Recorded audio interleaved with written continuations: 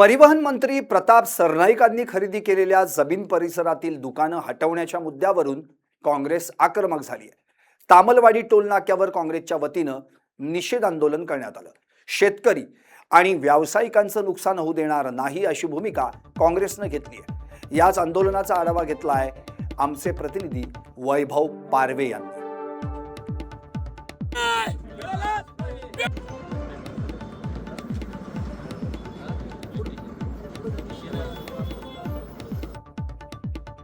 प्रताप सरनाईक तथा धाराशिव जिल्ह्याचे पालकमंत्री यांनी तामलवाडी टोलनाका परिसरात जमीन खरेदी केली आहे। या जमिनीसमोरची दुकानं जी आहेत ती अतिक्रमणाच्या नावाखाली हटवण्यात येणार आहेत। यामुळे एक वादंग तयार झालेलं आहे। काँग्रेसने त्यांच्यावरती टीका केलेली आहे। आज देखील काँग्रेसचं टोलनाक्यावरती आंदोलन झालं। नेमकं आंदोलन काँग्रेसने केलेलं आहे। आपण पदाधिकाऱ्यांसोबत बोलूयात। दादा काय सांगाल, काँग्रेसनं आंदोलन केलं आहे, दुकानं हटवण्यात येणार आहेत। परवाच माननीय पालकमंत्री झेंडावंदनाच्या आणि 15 ऑगस्टच्या निमित्तानं या ठिकाणी आले।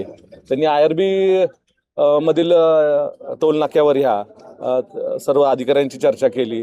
त्यानंतर अधिकाऱ्यांनी इथं सांगितलं की हे दुकानं काढायची आहेत म्हणून मोजमाप करत आहे। RTOचे काही अधिकारी आले होते, ते मोजमाप करायला लागले। मला वाटतं की हा प्रश्न स्थानिक लोकांचा आहे।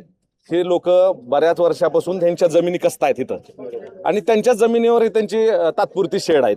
हे काय परमनंट बांधकाम नाही आहे आणि तिथं रोजगार निर्मिती एकतर आपल्याकडे नाही आहे। हे रोजगार त्या ह्या माध्यमातून रोजगार 500-1000 रुपये कमवत असतील। आता जवळजवळ 70-80 दुकानं आहेत आणि त्याच्यावर अवलंबून एक जवळजवळ 500 कुटुंब 1000 कुटुंब आहे। त्यांनी कुठं जायचं परत? आज तर सर्व लोकांची कोर्टामध्ये प्रलंबित प्रकरण आहेत। सगळे हे जे काही मावेजा मिळायचा आहे त्यांना ते प्रलंबित अजूनही मिळत नाही। त्यांच्याच जमिनीवर बसतायत ते। बरं, तुम्ही त्यांच्या घरातल्या कोणाला नोकरीवर घेताय का जर त्यांची जमीन घेताय म्हणून? नाही ना। आज त्यांच्या ते आज या ठिकाणी रोजगार निर्मिती करतात आणि त्यांनाच उठवण्याचं काम हे करतात। मला वाटतं की पालकमंत्री साहेबांनी या ठिकाणी काहीतरी मोठा प्रकल्प आणतायत, त्यांचं आम्ही अभिनंदन करू। पण ते त्यांच्या जागेमध्ये मालक तसेच ह्या लोकांचे ही पण त्याच त्यांचीच वाडवडिलोपार्जित जमीन आहे, त्याचे मालक आहेत ना ते।